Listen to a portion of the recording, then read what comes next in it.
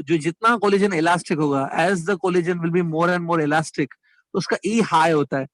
और जो inelastic collisions होते हैं, जैसे जैसे इनइलास्टिक की तरफ जाओगे ई कम होता जाता है। तो e was 0 for perfectly inelastic and e was 1 for perfectly perfectly elastic. ये सब चीजें ध्यान में होनी चाहिए। मैंने कहा था कोलिजन थोड़ा पढ़ के आओ, तो नहीं याद है पिछला वाला लेक्चर तो प्रॉब्लम होगा। ठीक है, तो चलो मैं आज आगे बढ़ता हूँ स्टूडेंट्स। नेक्स्ट आगे बढ़ रहा हूँ मैं। हमने लास्ट टाइम जो जब ई डिराइव किया था ना, मैंने जब हमने लास्ट टाइम किया था ई वगैरह, उस टाइम पे आप ध्यान से देखो, उसके मैं आगे बढ़ रहा हूँ अभी। ठीक है, लास्ट वाली चीजें भी थोड़ी बहुत याद होनी चाहिए। ठीक है, चलो एक काम करते हैं, पहले वापस इलास्टिक कोलिजन को ही कंसिडर करते हैं। Let us consider elastic collision. ठीक है, इलास्टिक कोलिजन में भी हमको क्या करना है, ज्यादातर क्वेश्चंस आपको इलास्टिक कोलिजन पे ही आएंगे। इलास्टिक कोलिजन में क्या करना होता है, ये आपको मालूम है कि इलास्टिक कोलिजन में दो बॉडीज आपस में टकरा जाती हैं और कुछ काइनेटिक एनर्जी लॉस नहीं होता है उसमें। ठीक है, टकरा जाती है, फिर बाद में बॉडीज अलग भी हो जाती हैं and there is absolutely no loss of energy. अब देखो, कोलिजन से पहले जो वेलोसिटी होगी ना, सपोज कोलिजन से पहले एक बॉल की जो वेलोसिटी है वो u1 है और दूसरे बॉल की जो वेलोसिटी है वो u2 है। कोलिजन से पहले जो वेलोसिटीज हैं वो यूजुअली गिवन होती है, हमें पता होता है कि कितनी स्पीड से वो आ रहे हैं दोनों। कोलिजन होने के बाद वेलोसिटी ज्यादा v1 v2 हो जाती है। ठीक है, तो आज हमको क्या करना है, हमको आज डिराइव करनी है formula for the final velocities. Collision के बाद जो वेलोसिटीज आएंगी ना, उसको कैलकुलेट करने की डायरेक्ट फॉर्मूलाज हमको बनानी है। Today we want to make the formula for velocities after collision. Velocities after collision, उसकी फॉर्मूलाज बनानी है। ठीक है, क्या है वो फॉर्मूला, अगर आपके पास होगी ना तो उससे डायरेक्टली आप वेलोसिटी निकाल सकते हो कि कोलिजन के बाद कितनी होगी वेलोसिटी। डायरेक्ट फॉर्मूला मैं नहीं बताऊंगा, we will derive that formula. Look at this screen, velocities after collision निकालना है, लेकिन हम लोग कौन सा कोलिजन लेंगे, परफेक्टली इलास्टिक लेंगे फिलहाल। ठीक है, पहले इसमें ही करेंगे, इन इलास्टिक कोलिजन। देखो इन अलग है और इलास्टिक अलग है, दोनों साथ में मत लिख देना। ठीक है, ओके, तो कौन से कोलिजन में, इलास्टिक में। ठीक है, हाँ, अब एक बार बताओ, ये इलास्टिक कोलिजन है, इसमें कंजर्वेशन ऑफ मोमेंटम में लगा सकता हूँ क्या, मतलब momentum of the system. Yes मैंने आपको बताया कंजर्वेशन ऑफ मोमेंटम तीनों कोलिजन्स में लगा सकते हो, तीनों में। हाँ, उसमें देखो आपने कंजर्वेशन ऑफ मोमेंटम लगा सकते हो। ठीक है, ये देखो, तो मैं ऐसे लिख सकता हूँ m1 u1 bar plus m2 u2 bar is equal to m1 v1 bar plus m2 v2 bar. ये मेरे पास देखो एक इक्वेशन है, इसको मैं इक्वेशन नंबर 1 दे देता हूँ। साइलेंस प्लीज, जिसका माइक ऑन है बंद करो अपना माइक।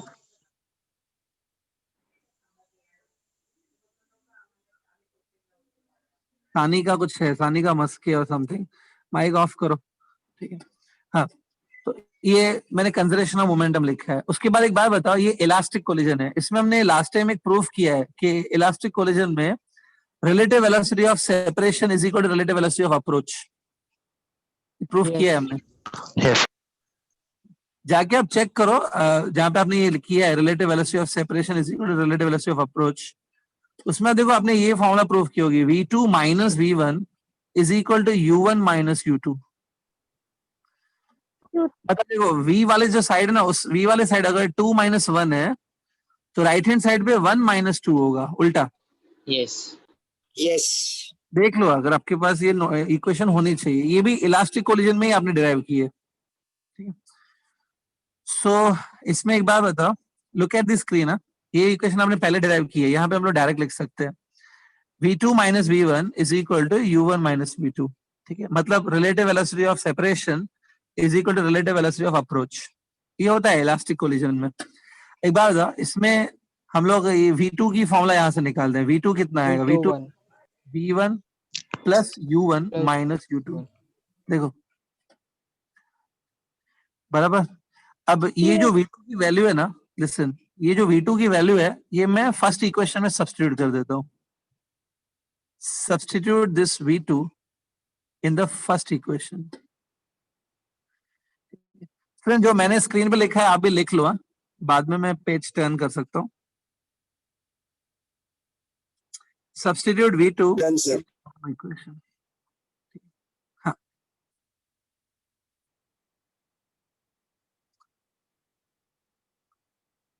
ठीक है, लिख लिया सबने? यस ठीक है, तो देखो सब्स्टिट्यूट करने के बाद क्या आएगा वो मैं डायरेक्टली यहाँ पे लिख रहा हूँ। देखो आपको ये आएगा M1U1 plus M2U2 is equal to M1V1 plus M2V2 की जगह आपको पुट करना है ना, V2 की जगह आप यहाँ पे पुट करो जो है V2 की वैल्यू। V2 की वैल्यू क्या थी? V1 plus U1 minus U2। Sir ऊपर बार आएगा ना? हाँ हाँ, बार सबके ऊपर दे यस सकते हो तो यस क्या है, देना चाहिए लेकिन बच्चे कभी कभी नहीं देते हैं, हम लोग भी अवॉइड कर देते हैं, देना तो चाहिए। ठीक है,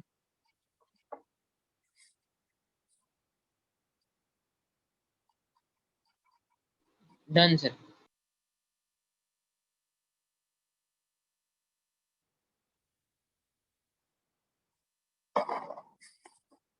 ओके, वेरी क्लियर। ठीक है, आगे बढ़े। चलो अब एक काम करो, ये जो ब्रैकेट है, ये वाला ब्रैकेट देखो, इसमें M2 अंदर मल्टीप्लाई कर लेते हैं। ठीक है, तो इसको देखो, अभी मुझे करना क्या, मैं आपको बता देता हूँ। मैं ये सब इसको सॉल्व करके मैं इसमें से V1 निकालूंगा। V1 आप भी लग जाओ एक प्रोसेस में, V1 निकालने के प्रोसेस में लग जाओ, आपको V1 निकालना है अल्टीमेटली। तो मैं डायरेक्टली करते जा रहा हूँ। V1 निकालना है मतलब आप V1 को आइसोलेट करने का सोचो कि V1 को कैसे मैं अलग करूं। तब थोड़ा सॉल्व करो, आपको ऐसा आएगा M1 plus M2 in the bracket V1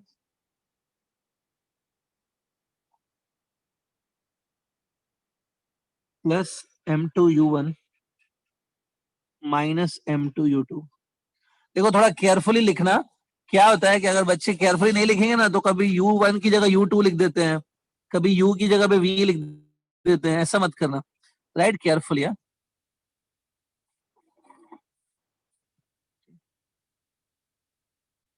हाँ, तो इसको थोड़ा आगे सॉल्व करते हैं।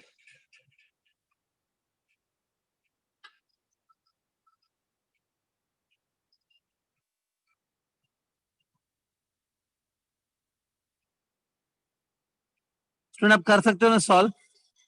V1 को आप अलग करने की सोचो कि V1 ही तुमको निकालना है। स्क्रीन पे मैं स्टेप्स लिख रहा हूँ लेकिन कुछ कुछ स्टेप मैं स्किप कर रहा हूँ, आपको खुद समझना है कैसे हुआ। V1 आपका ऐसा आना चाहिए, देखो student, M1 minus M2 U1 bar divide by M1 plus M2 plus M2 U2 divide by M1 plus M2। 2M2 U2 है, 2M2 U2।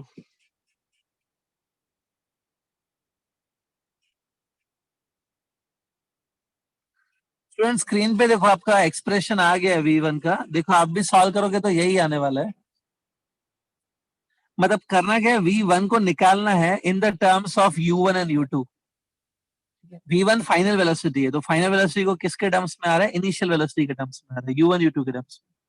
स्क्रीन पर देखो ये V1 मिला है, ऐसा आ रहा है क्या? देखो Yes, sir.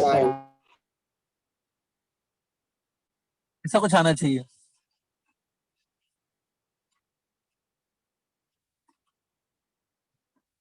ओके, सबका हो गया?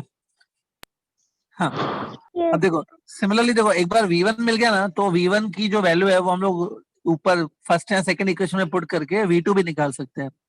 कोई आपको बोलेगा नहीं कि वापस V2 भी पूरा निकाल के बताओ, हम लोग सिमिलरली लिख सकते हैं कि इसी बेसिस से हम लोग V2 भी निकाल सकते हैं। V1 की वैल्यू वापस फर्स्ट इक्वेशन में पुट कर देंगे तो V2 निकलेगा। तो V2 मैं डायरेक्टली आपको बताता हूँ कैसे निकालना है। एक बार बताओ, V1 तो आपको एग्जाम में निकालना ही पड़ेगा, अगर आ गया तो you have to derive V1। V1 derive करने के बाद V2 देखो कैसा होता है। Look at the screen. एक बार बताओ, इज इट ये जो V1 है वो U1 U2 के टर्म्स में आया ना, तो वैसे ही यस वैसे V2 जो है ना, V2 भी जो है वो U1 U2 के टर्म्स में आएगा। ये देखो ऐसे लिख रहा हूं मैं, ध्यान से देखते जाओ। अच्छा एक बार बताओ, वापस V1 की फॉर्मूला देखो, डिनोमिनेटर में M1 प्लस M2 है, यहाँ पर भी डिनोमिनेटर में M1 प्लस M2 ही आएगा। ये देखो, दिख रहा है? हाँ, से खाली थोड़ा सा फर्क होता है। इधर देखो, ये जो इसका फर्स्ट स्टेप है, is it M1 minus M2 है ना? Yes Yes. ये टर्म यहाँ पे चला जाएगा इधर, मतलब ये m1 माइनस m2 इधर आ जाएगा और ये उल्टा हो जाएगा, m1 minus m2 will become m2 minus m1, ठीक है। और ये जो Yes. क्या लिखा है, ये 2m2 लिखा है, वो 2m2 2m इधर आ जाता है और 2m2 नहीं रहेगा, वो 2m1 हो जाएगा। कुछ स्टूडेंट बोलते हैं कि हाँ सर ये तो मतलब इसमें ट्रिक है, मतलब ये मैंने बोला इधर लिखो, ये इधर लिखो और उल्टा करने को बोलो। कुछ लोग बोलते हैं कि सर ये ट्रिक भी नहीं समझ में आता है, मतलब इतना नहीं क्लियर हुआ कि कैसे। अगर आपको लगता है ये ट्रिक जो मैंने अभी बताया वो भी नहीं समझा है, तब एक काम कर सकते हो, V1 की फॉर्मूला तो आप डिराइव करोगे ना, उसमें से डायरेक्टली अगर आपको V2 की फॉर्मूला लिखनी है तब क्या करो, V1 की फॉर्मूला में, V1 की जो फॉर्मूला ना उसमें सफिक्स में जहां जहां आपने 1 लिखा है, सफिक्स में जहां 1 लिखा है वहां वहां 2 लिख दो, और जहां सफिक्स में 2 लिखा है वहां पे क्या लिख दो, 1 लिख दो, 1 तो आपकी नीचे की फॉर्मूला अपने आप आ जाएगी, देख लो Yes, भले। समझा हाँ। यस जहां सफिक्स में 1 लिखा है वहां 2 लिख दो, जहां सफिक्स में 2 लिखा है वहां 1 लिख दो, तो नीचे वाली फॉर्मूला अपने आप आ जाएगी। क्योंकि फिजिक्स के हिसाब से ना, अकॉर्डिंग टू फिजिक्स फर्स्ट और सेकंड बॉल में कोई फर्क नहीं है, दोनों एक ही जैसे हैं। तो अगर आप फर्स्ट बॉल को सेकंड मान लो और सेकंड बॉल को फर्स्ट बोल दो, तो फिजिक्स को कोई प्रॉब्लम नहीं है उसमें। ये बहुत थोड़ा लॉजिकल है, आप समझ पाएंगे कि नहीं आई डोंट नो। जिसको आप 1 बोलते हो, जिसको 2 बोलते हो, वो आपने नेम दिया ना उसको। अगर मैं 2 1 हाँ, अगर मैं 1 वाले बस बॉल को name 2 change बोलता कर और 2 देंगे वाले तो बॉल को 1 बोलता तो भी चलता ना, तो V2 मिल जाता। यस yes ऐसा है एक्चुअली। तो ये फॉर्मूला आप डिराइव करके देखेंगे तो भी यही आएगी।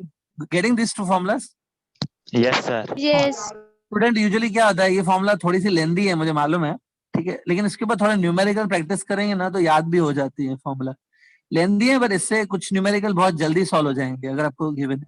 लेकिन इन फॉर्मूलाज का एक लिमिटेशन है, ये खाली परफेक्टली इलास्टिक कोलिजन के लिए है। It is for perfectly elastic collision, ठीक है, लिख लो भले। For this is a final velocity for perfectly elastic collision, elastic के लिए है खाली, ठीक है। हाँ, अब देखो, इसमें एक स्पेशल केस है जो आपको कंसिडर करना है। स्पेशल केस एक बता देता हूँ। एक बार था, यहाँ पे 2 बॉल्स टकरा रहे हैं, बराबर। सपोज ये जो दोनों बॉल्स आपस में टकरा है ना, दोनों बॉल्स का मास सेम है। एक स्पेशल केस लेते हैं, late m1 is equal to m2, दोनों बॉल्स का मास क्या है, इक्वल है, और दोनों का जो मास है ना वो m है। दोनों का मास कितना है, m है। तो कैन आई से it is the elastic collision between 2 identical balls, बोल सकता हूँ मैं। yes यस yes देखो अभी ये जो मैंने लिखा ना कि दोनों का मास इक्वल है, ये मैं ऊपर वाली फॉर्मुलास में पुट कर दूंगा कि मास इक्वल है, देखते हैं क्या रिजल्ट आती है। एक बात था, m1 m2 दोनों इक्वल है, दोनों को m लिखना है। इधर बताओ क्या होगा, m1 माइनस m2 0 कितना आ जाएगा इधर? 0 जीरो देखो आपका पहला टर्म पूरा 0 हो जाएगा, बराबर। चलो मैं v1 निकाल रहा हूँ, yes उसमें पहला टर्म तो 0 हो जाएगा। चलो दूसरे Yes. टर्म पे आओ। एक बात, नीचे पहले डिनोमिनेटर से स्टार्ट करो, m1 प्लस 2m m2 है ना, 2m 2m 1 और 2m न्यूमरेटर 2m है क्या, yes yes यस डिनोमिनेटर में भी 2m, कैंसिल, तो v1 cancel इक्वल आएगा U2. u2 u2 bar हाँ, ये देखो v1 bar will be equal to u2 bar, ठीक है, मैं लिख देता हूँ यहाँ पे v1 bar will be equal to u2 bar. इसका मतलब क्या है मैं बाद में बताता हूँ, पहले हम लोग v2 भी निकालेंगे। चलो v2 निकालते हैं। एक काम करो, v2 में पहले ये स्टेप से स्टार्ट करो, इससे m2 माइनस m1 दोनों मासेस इक्वल है, 0 Zero. जीरो हो जाएगा ये वाला। अच्छा ये टर्म पे आओ, Yes. नीचे m प्लस m, 2m ऊपर भी 2m cancel cancel cancel U1 आएगा. u1 bar u1 बार तो देखो अजीब रिजल्ट आ रही है, v1 इक्वल टू u2 आ रहा है और v2 इक्वल टू u1 आ रहा है, ठीक है। मैथमेटिकली तो आ गया ये, फिजिकली इसका मतलब क्या पता है, इसका मतलब है दोनों बॉल्स ने आपस में वेलोसिटी एक्सचेंज कर ली है।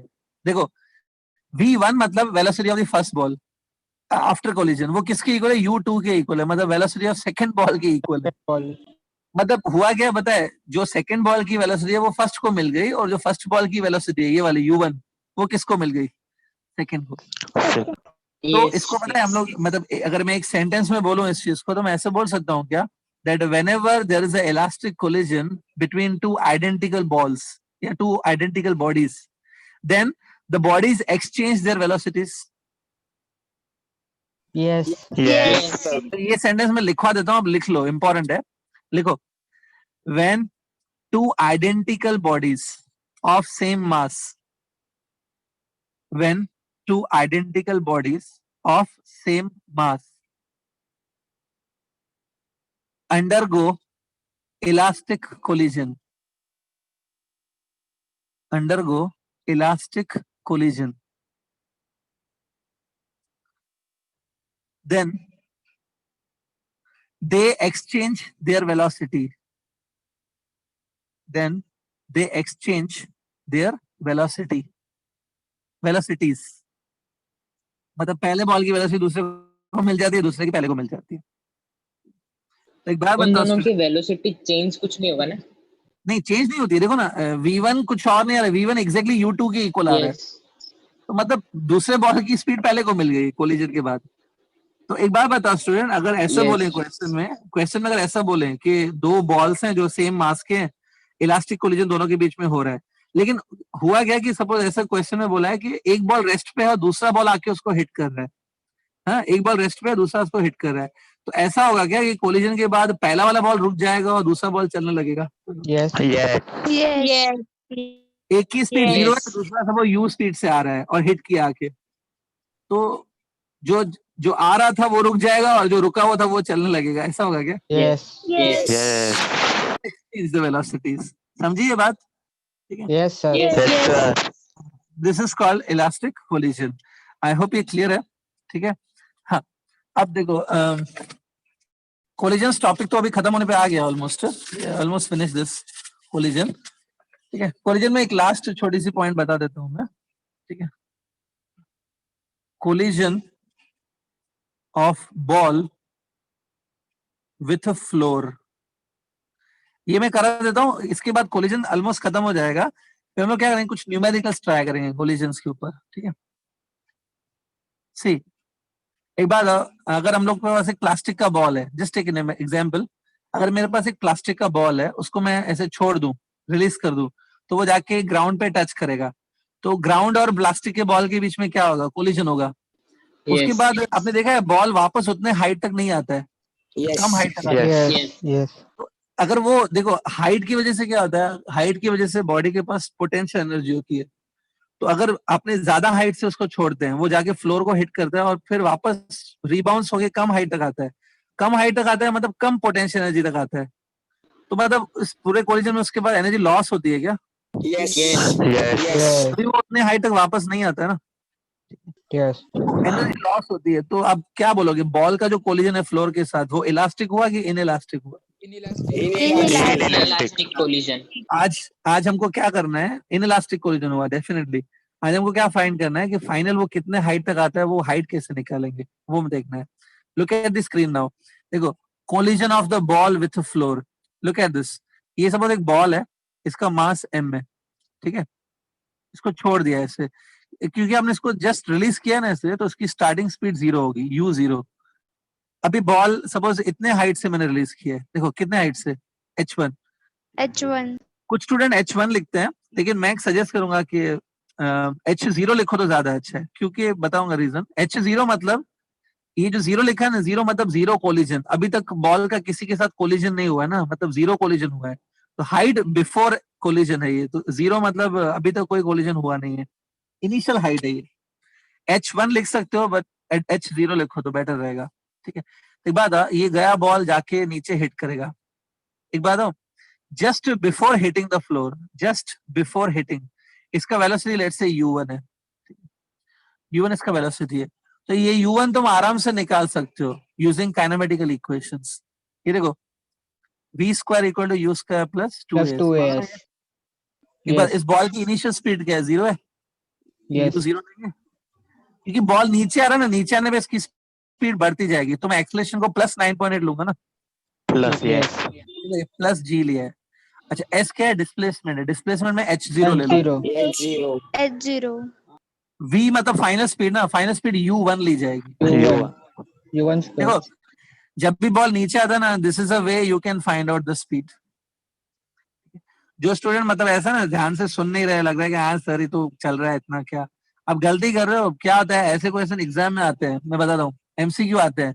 उसमें क्या करते हैं बच्चे, एमसीक्यू में लिखा होता है कि बॉल ऐसे नीचे आ रहा है, तो बच्चे ना u1 कैलकुलेट ही नहीं करते, वो u इधर बोलते हैं सर, ये u जीरो है ना, वो इधर भी u को जीरो ही मान लेते हैं। क्या लगता है फ्लोर से टकराने से पहले उसका u जीरो होगा? नो।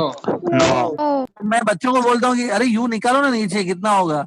जब नीचे आया बताओ, निकालो नीचे, तो बच्चे को ये भी क्लिक नहीं होता है कि ये v square equal to u square plus 2s से निकालना है। तो मैं जो बताते जा रहा हूँ ना, सीखते जाओ, आपको ये खुद करने पड़ेंगे ये सब चीजें, अगर आपको एंट्रेंस करना है तो। ठीक है, तो चीजों पे ध्यान दो कि सर क्यों u1 निकाल रहे हैं और कैसे u1 निकाल रहे हैं, वो सब देखते जाओ। सब चीज इंपॉर्टेंट है, एक एक वर्ड इंपॉर्टेंट है। ठीक है, हाँ, तो ये हो गया। अब इसमें से देखो आप, u1 is equal to root of 2gh0 आएगा। अभी शॉर्टकट याद करना सीखो। अगर कोई भी चीज h0 हाइट से छोड़ी जाएगी ना, h हाइट से छोड़ी जाएगी, तो h हाइट कवर करने के बाद उसकी जो स्पीड होगी वो रूट ऑफ 2gh होगी। क्या देखो, Yes. यस। Yes. बॉडी को आप छोड़ते हो तो h मीटर कवर करने के बाद उसकी स्पीड रूट ऑफ 2gh होती है। ये पहले बताया मैंने शायद काइनेमेटिक्स में। ठीक है, Yes, बता। याद रखो। अब एक बात बताऊं, ये u1 ध्यान से देखो, ये u1 एक्चुअली क्या है पता है? It's the relative velocity of approach. देखो, फ्लोर और बॉल के बीच में कोलिजन होने वाला है, आपको मालूम है। फ्लोर तो रेस्ट पे है ना, फ्लोर तो मूव नहीं करेगा। बॉल कितनी स्पीड से उसकी तरफ आ रहा है? u1 स्पीड से आ रहा है, तो वेलोसिटी Yes. ऑफ अप्रोच कितना हुआ दोनों के बीच में? u1 ही हुआ ना। U1. Yes. U1. तुम ऐसे करो, ऐसे भी निकाल सकते हो। आपको याद होगा रिलेटिव वेलोसिटी ऐसे होता है, u1 माइनस u2 होता है रिलेटिव वेलोसिटी, बताया था लास्ट लेक्चर में। तो इसमें u1 तो मैं ले लूंगा, u1 तो मेरे पास ये वाली है रूट ऑफ 2j। 2 मतलब, यहाँ पे 2 मतलब फ्लोर हो गया, 1 मतलब बॉल हो गया। कौन सी दो बॉडीज कोलाइड हो रही हैं? बॉल और फ्लोर ना। Ball or floor. Yes. Ball or floor means second body और बॉल मीन्स फर्स्ट बॉडी। तो फ्लोर की स्पीड कितनी है? 0 है ना, तो Zero. ये u2 0 आएगा। तो जो u1 है वही हो U1. गया ना relative velocity of approach. Yes. तो याद रखो, यहाँ पे रिलेटिव स्पीड जिससे वो अप्रोच कर रहा है कितनी है? वो u1। ठीक है, u1 कितना है? रूट ऑफ 2gh0 है ना। यहाँ तक समझा? ठीक है, Yes.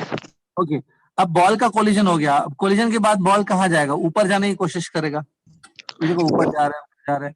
लेट्स से आपने खुद मुझे बताया कि वो सेम हाइट तक नहीं पहुंचता है। सपोज बॉल है ना h1 हाइट तक पहुंचा है, h1। 1 क्यों लिखा है? 1 मतलब पहला कोलिजन हो गया है, तो पहले कोलिजन के बाद 1 लिखा है। जो हाइट है वो 1 है। ठीक है, h1 है। एक बात बताओ, जब ये बॉल ऊपर की तरफ जाएगा, कितने हाइट तक गया? h1 हाइट तक गया। h1 हाइट जाने के बाद यहाँ पे स्टॉप हो जाएगा ना फाइनली। Yes. Yes. तो ये जो अपवर्ड जर्नी है, अपवर्ड जर्नी में फाइनल स्पीड को 0 लिया Final जाएगा। speed 0.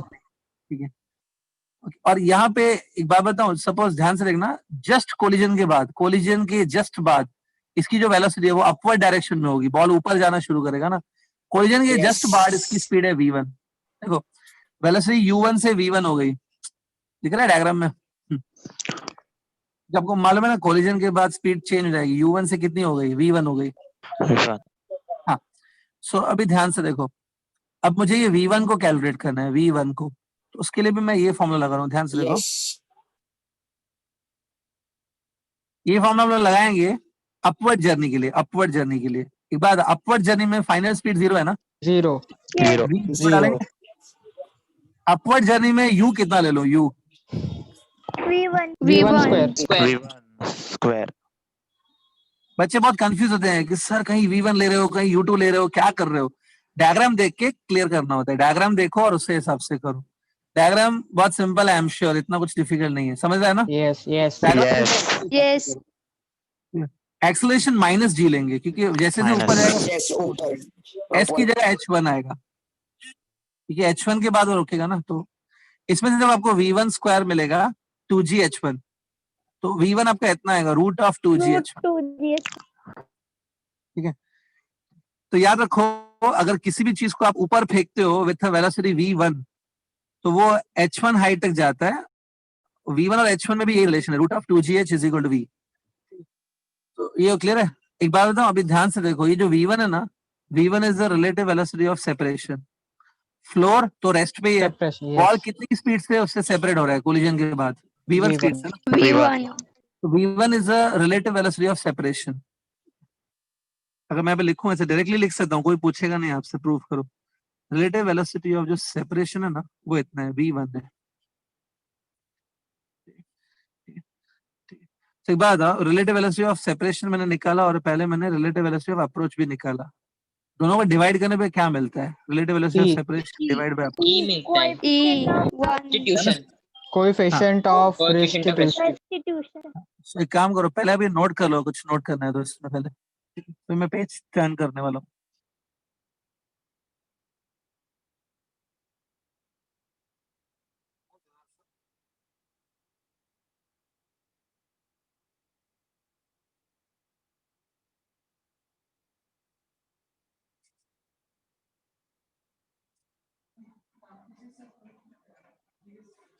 ठीक है, या भले एक काम करो, हो गया लिख के, या फोटो ले लो पहले। Yes. हो गया। फास्ट लिख सकते हो तो जल्दी लिख लो, हाँ, स्लो मत लिखना। Done. Yes, sir. Done. Done, sir. I hope हो गया ये। इसके Yes. बाद एक लास्ट स्टेप है, देखो ई की फॉर्मूला लिखेंगे। ई जो होता है कोएफिशिएंट और रेस्टिट्यूशन, इसकी फॉर्मूला आपको याद है, relative velocity of approach. Relative velocity of approach था कि पहले सेपरेशन है? Separation is Separation. Separation. मैं just मैं कंफर्म करता, आपको याद है कि नहीं? ठीक है, divide by relative velocity of approach. ठीक है, हाँ, अब आप खुद जाके चेक करो, पीछे वाले पेज पे हो गया ये। रिलेटिव वेलोसिटी ऑफ सेपरेशन है रूट ऑफ 2gh1 और रिलेटिव वेलोसिटी ऑफ अप्रोच कितनी थी? Root of 2gh0। ये देखो, देखो 2g कट हो जाएगा, आपके पास एक फॉर्मूला बनेगी h1 डिवाइड बाय h0 का root is equal to e। देखो आ रही formula, yes Yes. Yes.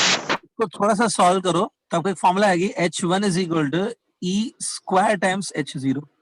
yes ठीक है, h1 क्या है? फाइनल हाइट है ना आफ्टर कोलिजन, जितने तक बॉल जाता है, वो e square times initial height होती है, e square times h0। Sir question में E दिया रहेगा कि निकालना पड़ेगा? नहीं, क्वेश्चन में गिवन होगा, e नहीं होगा तो तुम h1 कैसे निकालोगे? डेफिनेटली e गिवन होगा तभी नहीं, मेरे h1 को लगा कि अप्रोच और वो सेपरेशन का वेलोसिटी दिया रहेगा। नहीं नहीं नहीं, h1 निकालने को बोलेंगे तो e और h0 गिवन होगा। ठीक, यस सर। हाँ, एक बार बता, देखते हैं ये फॉर्मूला बराबर काम करती है कि नहीं। एक बार बताओ, सपोज ऐसे इमेजिन करो कि जो बॉल का कोलिजन हुआ फ्लोर के साथ, सपोज वो कोलिजन परफेक्टली इनइलास्टिक है। सपोज ऐसा होता नहीं है, बस मान लेते हैं परफेक्टली इनइलास्टिक है, तो बॉल जो है फ्लोर के साथ चिपक जाएगा क्या? Yes. यस। yes तो Yes. कितने हाइट तक उठेगा वो? Zero. Zero. इस फॉर्मूला से जीरो आना चाहिए। एक बात है, इस फॉर्मूला से करके देखते हैं, परफेक्टली इनइलास्टिक के लिए ई कितना होता है? 0। Zero. जीरो डालो तो Less देखो than h1 one. जीरो आएगा ना। Yes. Zero.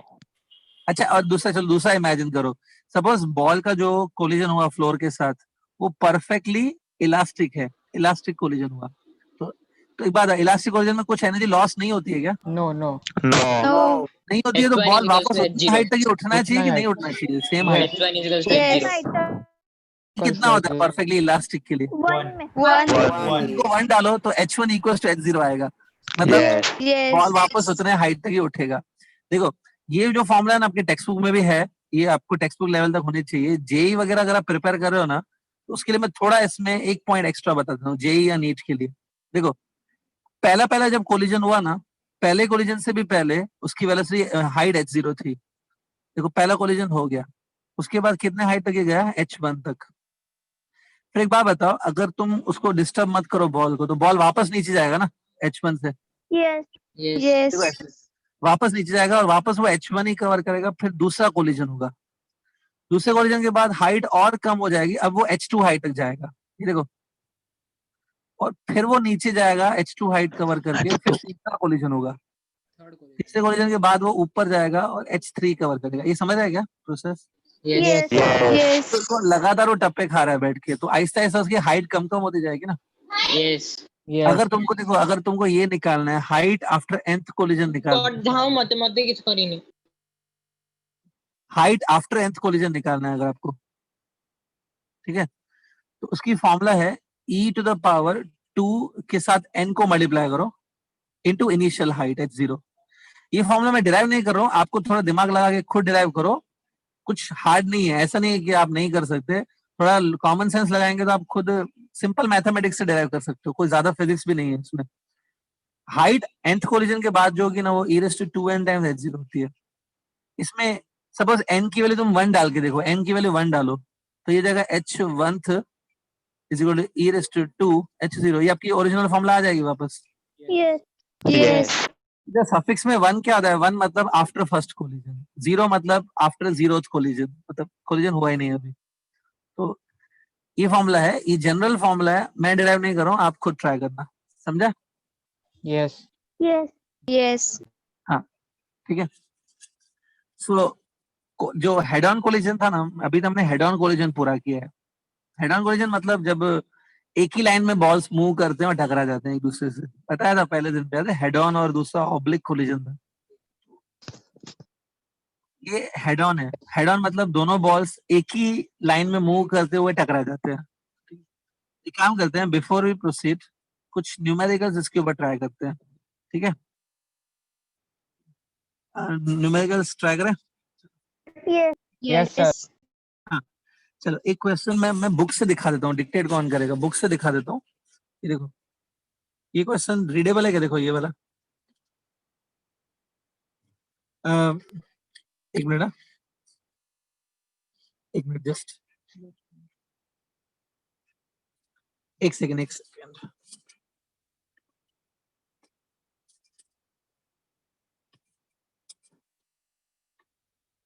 क्वेश्चन नंबर 45 देखो,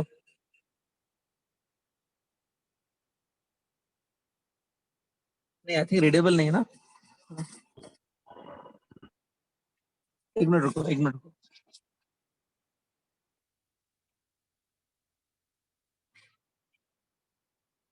Yes, sir. अभी रीडेबल है। हाँ, क्वेश्चन नोट करो, भले ऑप्शन नोट मत करो, चलेगा।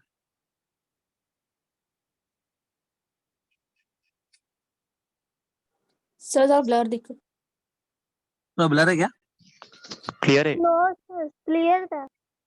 Sir, शेक हो रहा है तो थोड़ा blur हो रहा है। हाँ यस सर।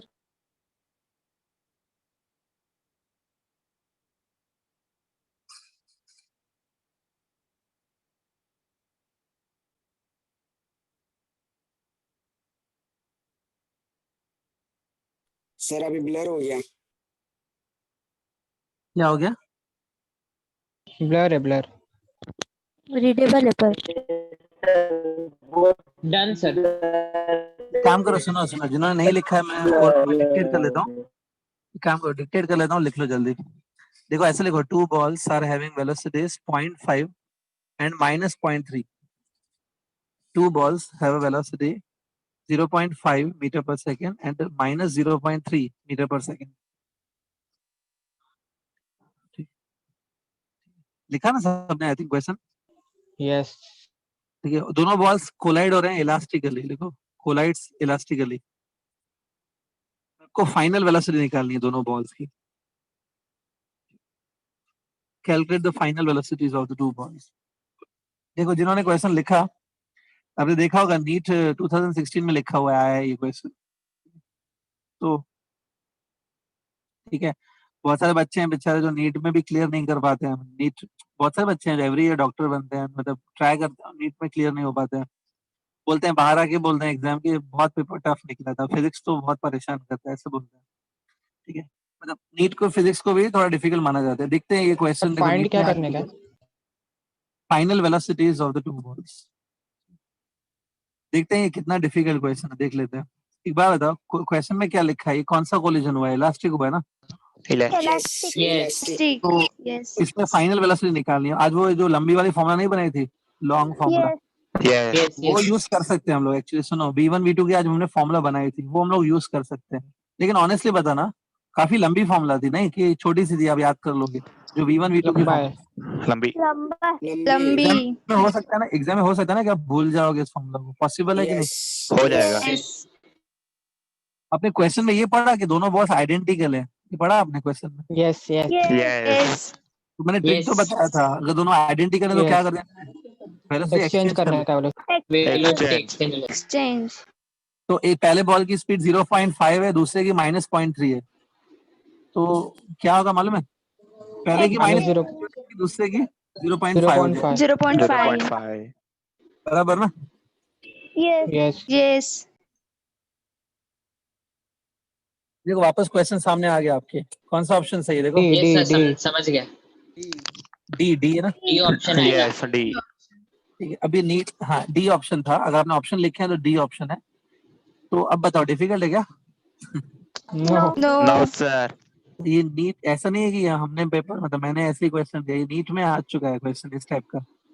पेपर इजी होता है, थिंग आपको थोड़ा दिमाग लगाना होगा, हो जाएगा सब।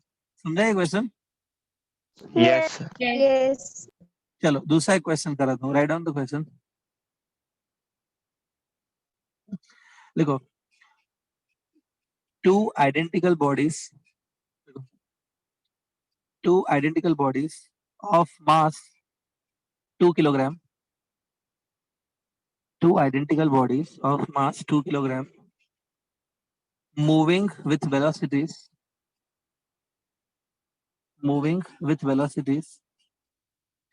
4 meter per second and 1 meter per second.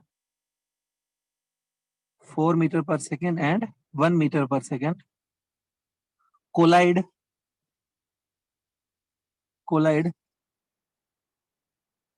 perfect inelastically. Collide perfect inelastically, मतलब perfect inelastic collision हुआ है। लिखा? Yes. Yes. हाँ, calculate the loss of energy. Inelastic है तो एनर्जी लॉस होगी ना, याद है काइनेटिक एनर्जी, तो वो कैलकुलेट करनी है। Calculate the loss of energy, लिखा सबने?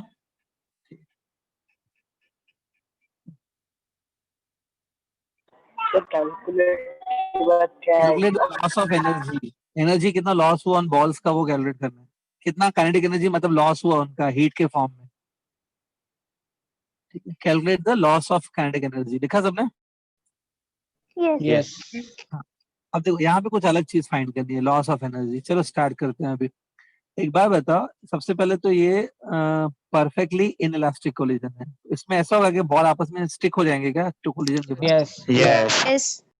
ये देखो, सपोज ये बॉल u1 स्पीड से आ रहा है, ये दूसरा बॉल u2 स्पीड से जा रहा है, टकरा गए आपस में, ऐसे हो जाएंगे, देखो चिपक जाएंगे, और बाद में वो एक ही स्पीड के साथ मूव करेंगे। बॉल्स रुक नहीं जाते हैं, खाली आपस में स्टिक हो जाते हैं, और फिर वो एक कॉमन स्पीड से आगे मूव करते हैं। सपोज दोनों जो बॉल है ना अलग ही नहीं हो रहे हैं, और दोनों एक स्पीड से मूव कर रहे हैं, जिसको मैं नाम दिया वी कॉमन।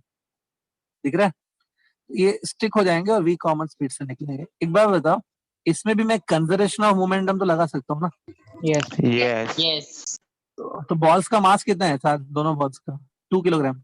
2 2 kg. 2 kilogram. ध्यान से देखो, 2 into u1 plus 2 into u2, ये दोनों बॉल्स का इनिशियल मोमेंटम है। मास इंटू वेलोसिटी किया देखो मैंने, इट्स इनिशियल मोमेंटम है, मास इंटू वेलोसिटी किया है मैंने। ये is equal to final momentum. Finally एक बार बताओ, ये दोनों आपस में चिपक जाएंगे तो इसका मास कितना होगा टोटल इसका? 4. 4 4. kg। 4. और कितनी स्पीड से जा रहे हैं? वी कॉमन से ना। V. We common. Yes. B common. यहाँ पे राइट हैंड साइड पे देखो, मैंने m इंटू वी ही किया है मैंने। ठीक है, सो समझा ये? अब बताओ, Yes. u1 आई थिंक आपको 4 गिवन है, 4 मीटर पर सेकेंड, और u2 आई थिंक 1 मीटर पर सेकेंड गिवन है। एक बॉल की स्पीड 4 है, एक की 1 है ना, ऐसा हो गया। तो आई थिंक ये हो गया 8 प्लस 2 10. 10 डिवाइड बाय 4 आएगा वी कॉमन ना।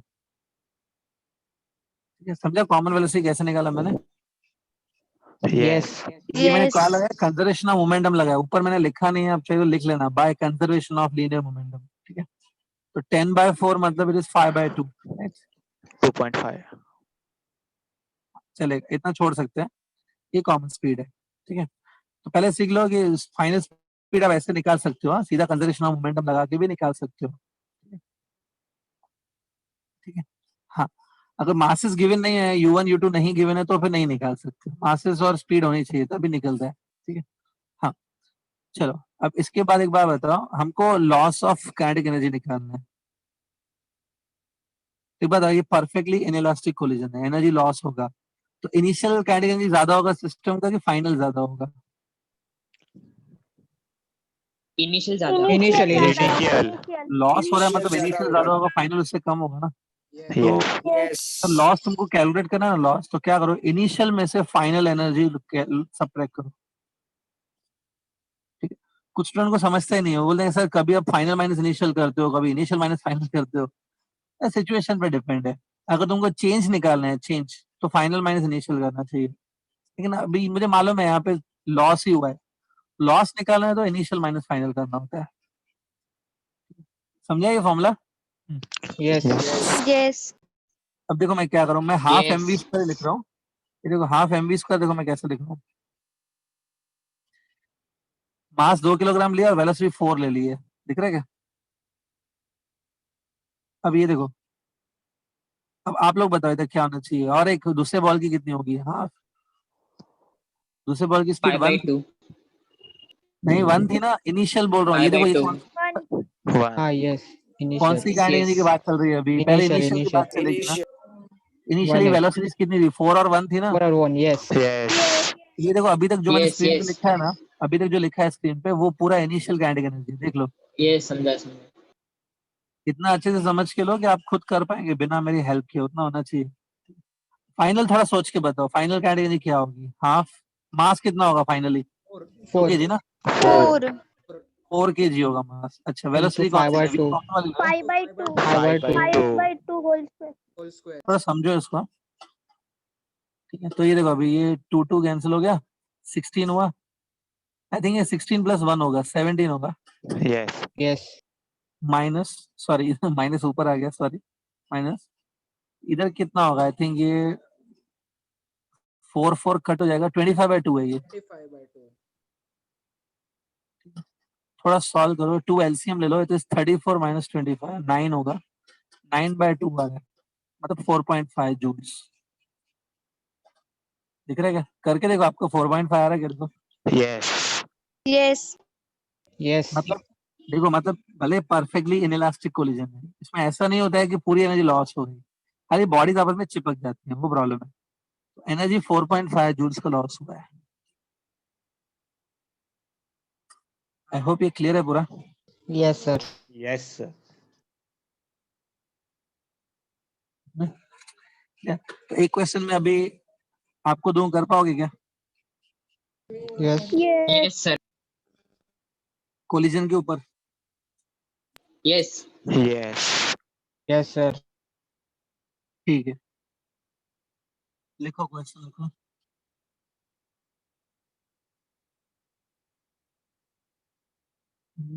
एक सेकेंड। हाँ,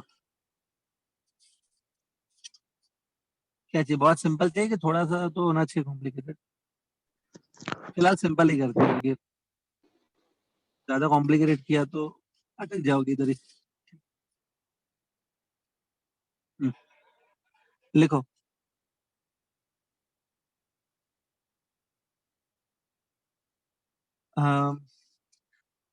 a shell of mass 20 kg, a shell of mass 20 kg at rest explode into 2 fragments, explode into 2 fragments having masses, 2 fragments having masses in the ratio, having masses in the ratio 2:3, 2:3, 2:3, full stop। हाँ, यहाँ तक लिखा पहले? Yes. Yes. Yes. देखो, the smaller fragment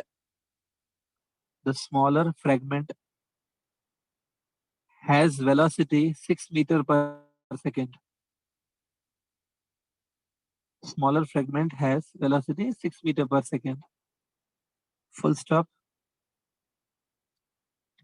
Find the kinetic energy of a larger fragment.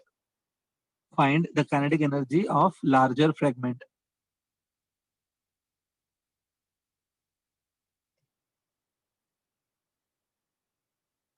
ध्यान से सुनो पहले, ये क्वेश्चन कोलिजन पे नहीं है। देखो, कोई किसी के साथ कोलिजन नहीं हो रहा है, बॉम्ब एक्सप्लोजन पे है क्या ये? तो Yes. Yes. Yes. कोलिजन नहीं है। अब मैं, अगर थोड़ा डाउट आ रहा है आपको कि किसी कोलिजन तो नहीं है, ये तो दूसरा चीज है, तो कैसे करेंगे? तो हल्का सा मैं हिंट दे देता हूँ मैं आपको। देखो, बॉम्ब जो है ना, फटने से पहले रेस्ट पे था ना, लिखा हुआ है क्वेश्चन में, पढ़ो। ये Yes. वो रेस्ट था। तो जो चीज रेस्ट पे होती है ना, उसका मोमेंटम जीरो होता है। मतलब बॉम्ब का जो इनिशियल मोमेंटम था वो कितना था? जीरो था। zero. Zero. बॉम्ब एक्सप्लोड हुआ, जब बॉम्ब एक्सप्लोड होता है ना, तो वो सब उसका इंटरनल मैटर है, इंटरनल फोर्सेस लगते हैं तभी एक्सप्लोड होता है। हम लोग बाहर से कुछ फोर्स लगा के उसको नहीं तोड़ते हैं। तो बॉम्ब जब टूटता है ना, एक्सप्लोड होता है, वो इंटरनल फोर्सेस होते हैं, एक्सटर्नल फोर्स नहीं है। अब आपको याद होगा सिस्टम पे अगर कोई एक्सटर्नल फोर्स नहीं, Impulse. सिस्टम का मोमेंटम क्या रहता है? कंजर्व रहता है ना। तो Yes. Cons. यहाँ पे आपको कंजर्वेशन ऑफ मोमेंटम लगाना है। मतलब final momentum after explosion is equal to initial momentum before explosion. Conservation of momentum लगा के कुछ करो और आंसर निकालो। ट्राई करेंगे? Yes. सर लास्ट का एक बार रिपीट करो ना, find the kinetic energy of larger fragment, kinetic energy of larger fragment.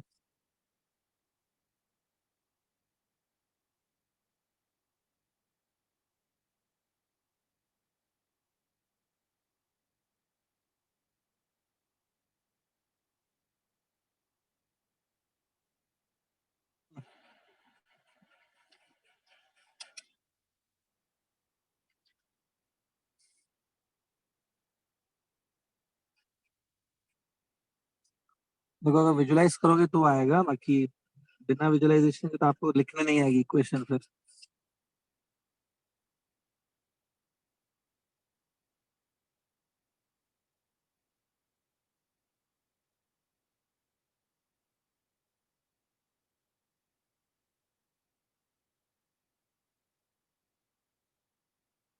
Sir आया मेरे को कितना है बोलो? 96 है। 96 मिला? Yes sir. एक सेकंड में वेरीफाई कर लेता हूँ। हाँ 96 करेक्ट है। स्टूडेंट एक काम करो, तो मुझे टाइम वेस्ट नहीं करना है आज। जिनको ये नहीं भी आ रहा ना, आप घर पे ट्राई करो फिर से उसको। घर पे ही हो मुझे मालूम है, ट्राई करो उसको बाद में, ठीक है? और कल तक ट्राई करूंगा। कल तक आंसर नहीं आ रहा तो मैं कल करा दूंगा इसको, ठीक है? 96 इसका आंसर है, 96 जून। आंसर भले मैं लिख लो 96 है, प्लीज ट्राई करो। अगर नहीं आया तो कल पूछो, ठीक है? लेक्चर का टाइम वेस्ट नहीं करते हैं इसमें। कर पाएंगे क्या बाद में? Yes, sir. हाँ, तो बाकी क्या हम करते हैं, सुनो अभी अभी भी थोड़ा टाइम है मेरे पास। मैं ना कोलिजन में थोड़ा सा थियरी बाकी है रिलेटेड टू कोलिजन, वो मैं भी करा देता हूँ। कल फिर हम लोग थोड़े और न्यूमेरिकल्स करेंगे फिर, ठीक है? कोलिजन में अभी एक नेक्स्ट छोटा सा टॉपिक है वो करा देता हूँ, ऑब्लिक कोलिजन। आप हेडिंग पुट कर सकते हो, ऑब्लिक कोलिजन। ऑब्लिक कोलिजन क्या होता है कि जब दो बॉल अलग अलग डायरेक्शन से आ रहे हैं, अलग अलग लाइंस पे मूव कर रहे हैं और आके टकरा गए, तो उसमें थोड़ी सी डिफरेंट होता है वो कोलिजन, उसको ऑब्लिक कोलिजन कहते हैं, ठीक है? हाँ ठीक है, आप स्क्रीन पे देखो प्लीज, थोड़ा अलग है ये, ध्यान से देखो। ऑब्लिक कोलिजन जैसे मैंने बताया था कि सपोज एक बॉल यहाँ से आ रहा है, इसमें आपको स्फेरिकल बॉडीज ही लेनी है, ठीक है? स्फेरिकल ही लेनी है, ये यहाँ से आ रहा है और दूसरा बॉल सपोज एग्जाम्पल यहाँ से आ रहा है, देख रहे हैं? तो चांसेस है ना कि वो कोलाइड हो सकते हैं। Yes Yes. Yes. अब ध्यान से स्क्रीन पे देखो, पूरा स्क्रीन पे ध्यान आना चाहिए, नहीं तो नहीं समझ में आएगा फिर। देखो ये बॉल का मास m1 है, इसकी सपोज इनिशियल वेलोसिटी u1 है जिससे वो आ रहा है। दूसरा बॉल जो है उसका मास m2 है, उसका इनिशियल वेलोसिटी u2 है, ठीक है? यहाँ पे दोनों टकरा गए, ठीक है? अब टकराने के टाइम पे जब दोनों का कोलिजन हुआ है ना, सपोज ये डायग्राम है दोनों का, ये मैं सेंटर्स ड्रॉ कर रहा हूँ, दोनों के सेंटर्स। जब दोनों कोलाइड होते हैं ना, तो काम करेंगे, जब दोनों ऐसे बॉडीज कोलाइड हो रही है ना, तो दोनों के सेंटर्स को ज्वाइन करो ऐसे। ये एक बात बताओ, जब कोलिजन होगा तो इज इट, ये दोनों एक दूसरे के ऊपर फोर्स एक्सर्ट करेंगे ना, तो वो जो Yes. फोर्स एक्सर्ट करेंगे ना, वो फोर्स इसी लाइन में होगा क्या जो सेंटर्स को ज्वाइन कर रही है? Yes, yes.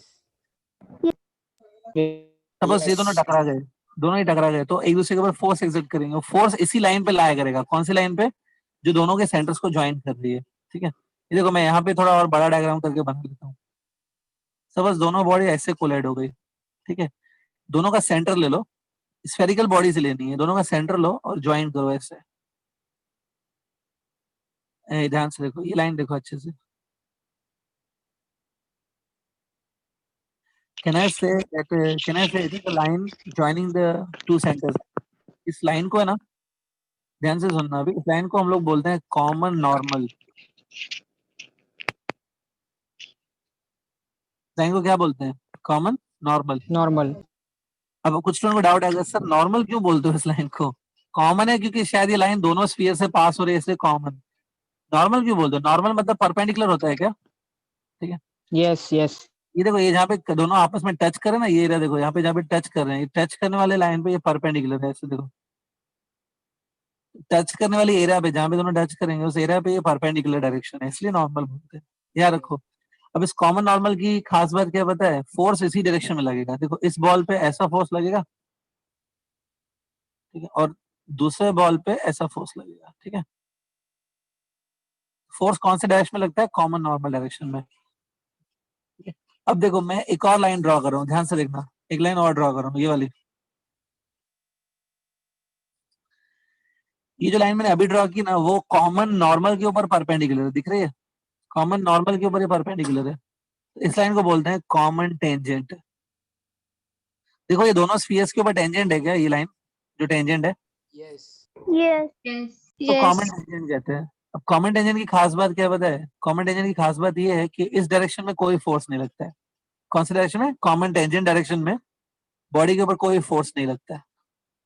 मतलब दोनों स्फीयर्स के ऊपर ऐसा कोई फोर्स नहीं है जो कॉमन टेंजेंट के डायरेक्शन में। फोर्स खाली कौन से डायरेक्शन में लगता है? Common normal. नॉर्मल। ठीक है, अब सुनो, मैं थोड़ा सिंबल्स दे देता हूँ इसको। ये जो कॉमन नॉर्मल है ना, कॉमन नॉर्मल, इसको मैं एक्स एक्सिस नाम देता हूँ सपोज, और कॉमन टेंजेंट को यूजुअली हम लोग वाई एक्सिस नाम देते हैं। ऐसा कुछ फिक्स नहीं है, आप कुछ भी दे सकते हो, बट तो मतलब अगर आप ये सिंबल यूज करोगे तो कहना है फोर्स हमेशा एक्स एक्सिस पे लग रहा है, वाई एक्सिस पे नहीं लग रहा है। Yes. Yes Yes. यस। हाँ, अब करना क्या होता है, आपकी जो अब इसमें करना क्या होता है वो बता देता हूँ। होता क्या है कि सपोज इनकी बॉल्स की जो इनिशियल वेलोसिटी है ना, वो सपोज ये u1 है, देखो बॉल की इनिशियल वेलोसिटी u1 है, और दूसरे बॉल की जो इनिशियल वेलोसिटी है वो सपोज u2 है, ये देखो, ठीक है, डायग्राम में देखो। तो करना क्या होता है ऑब्लिक कोलिजन में, u1 u2 को हम लोग दो कंपोनेंट्स में रिजॉल्व करेंगे। एक कंपोनेंट एक्स एक्सिस की तरफ बनाएंगे, दूसरा कंपोनेंट वाई एक्सिस की तरफ बनाएंगे। u2 को भी वैसे ही करना है, u2 को भी रिजॉल्व करेंगे, एक कंपोनेंट एक्स एक्सिस की तरफ, दूसरा कंपोनेंट किसकी तरफ? वाई एक्सिस की Y तरफ। axis. डायग्राम में देखो, दिख रहा है, एक एक्स कंपोनेंट है और यस दोनों का एक यस। वाई कंपोनेंट है, ठीक है। अब होता क्या है, ध्यान से सुनना, क्योंकि इन बॉल्स के ऊपर, ये जो दोनों बॉल्स है ना, दोनों बॉल्स के ऊपर वाई डायरेक्शन में कोई फोर्स लग रहा है क्या? वाई डायरेक्शन में नो। नहीं। वाई में नहीं। तो होता क्या है कि जो वाई कंपोनेंट्स है ना, इनके वेलोसिटीज के इक्वल। कंपोनेंट है वो चेंज नहीं होते हैं। कोलिजन के बाद भी वाई कंपोनेंट चेंज नहीं होते हैं। कॉमन सिंपल है, क्योंकि वाई डायरेक्शन में कोई फोर्स नहीं लग रहा है, तो वाई डायरेक्शन में जो कंपोनेंट है वो चेंज नहीं होते हैं, ठीक है। तो यहाँ पे देखो मैं क्या लिख रहा हूँ, v1 मतलब, ये v1 मतलब velocity of the first ball after collision ना, v मतलब क्यों यूज करते हैं? आफ्टर कोलिजन के लिए v होता है। ये देखो यस। y कंपोनेंट वो सेम होगा u1 y कंपोनेंट। इसका मतलब है बेसिकली कि जो फर्स्ट बॉल का y कंपोनेंट चेंज नहीं हुआ है, मतलब वही है इसका। अच्छा अभी ये देखो, ये क्या है? सेकेंड बॉल का y कंपोनेंट आफ्टर कोलिजन ना, it will be equal to second ball का ही y कंपोनेंट बिफोर कोलिजन। ये कुछ समझ में आ रहा है? इसका मतलब है कौन सा कंपोनेंट नहीं चेंज हो रहा है बॉल का? y Y component. component. Why? Y component. Y direction में फोर्स ही नहीं लग रहा है, तो क्यों चेंज होगा? तुम्हारे ऊपर मैं फोर्स नहीं लगाऊंगा तो तुम्हारी वेलोसिटी चेंज होगी क्या? नो। नहीं। नो। तुम्हारे ऊपर वाई डायरेक्शन में फोर्स नहीं लगाऊंगा तो तुम्हारी वाई डायरेक्शन में तो वेलोसिटी चेंज नहीं होगी। सिंपल है।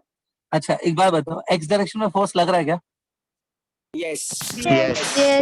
एक्स डायरेक्शन में वेलोसिटी चेंज होगी, मतलब एक्स कंपोनेंट चेंज होंगे बॉडी के। ये गोल्डन पॉइंट है, बच्चे भूल ही जाते हैं। याद रखो, जो कॉमन नॉर्मल डायरेक्शन है ना, ये देखो कॉमन नॉर्मल डायरेक्शन मतलब एक्स कंपोनेंट है ना, एक्स कंपोनेंट चेंज होंगे वेलोसिटी के because of the collision. Y component velocity के नहीं चेंज होंगे। तो जो वेलोसिटी कॉमन टेंजेंट डायरेक्शन में होती है वो नहीं चेंज होती है, जो वेलोसिटी कॉमन नॉर्मल डायरेक्शन में होती है वो क्या हो जाती है? चेंज। Change. हाँ, तो इसमें करना क्या है मैं बताता हूँ, ठीक है। मैं इसमें फॉर्मुलास क्या बनेंगे वो बता देता हूँ। अगर आप ई की फॉर्मुला यूज करो, अरे ई की फॉर्मुला, ई सपोज है ना, कोएफिशिएंट ऑफ रेस्टिट्यूशन होता है, उसकी फॉर्मुला ऐसे यस थी, relative velocity of separation upon approach ना, Approach. उसमें अब ये लेते थे यार ऐसा कुछ। यस।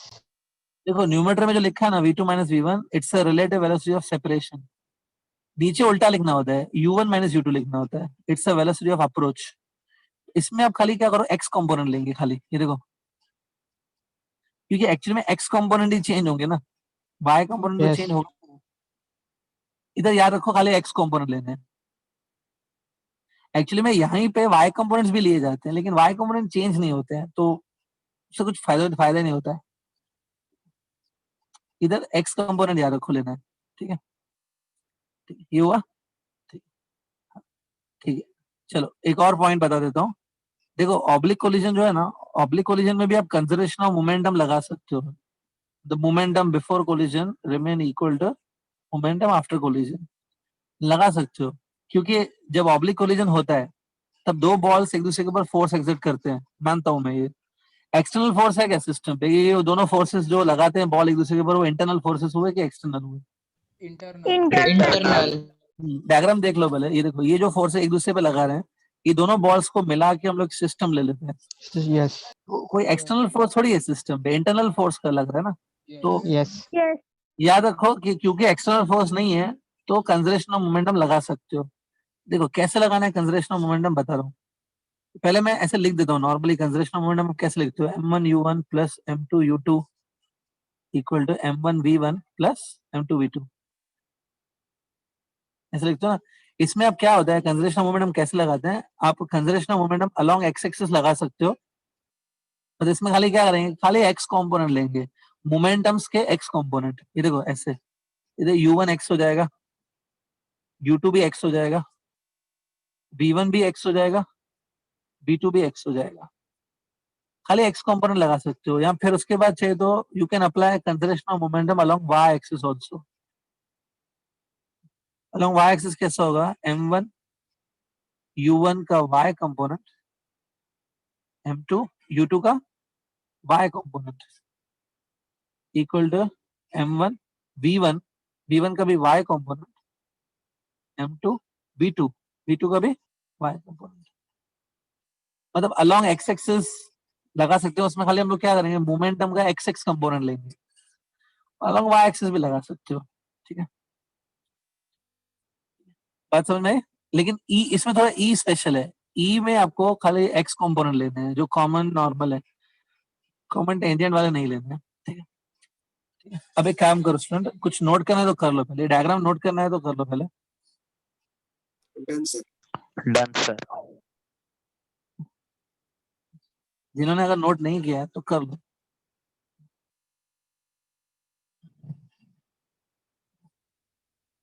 सर आगे करो ना पेज। आज मैं आपको होमवर्क क्या दे रहा हूँ, ध्यान से सुनना, छोटा सा होमवर्क दे रहा हूँ मैं आपके पास। ये अभी आप क्लास 12th पढ़ रहे हो, क्लास 12th का पीडीएफ है टेक्स्ट बुक का? 11th. 11th है ना सर? 11. अरे सॉरी मेरा पूरा जम्बलिंग हो गया है, आज बहुत लेक्चर लिए हैं तो मेरा भी दिमाग खराब हो रहा है। सॉरी, ये तो क्लास 11th है ना, सॉरी। तो क्लास 11th का पीडीएफ है आपके पास टेक्स्ट बुक का, फिजिक्स का? Yes. Yes. Yes. Test book Yes.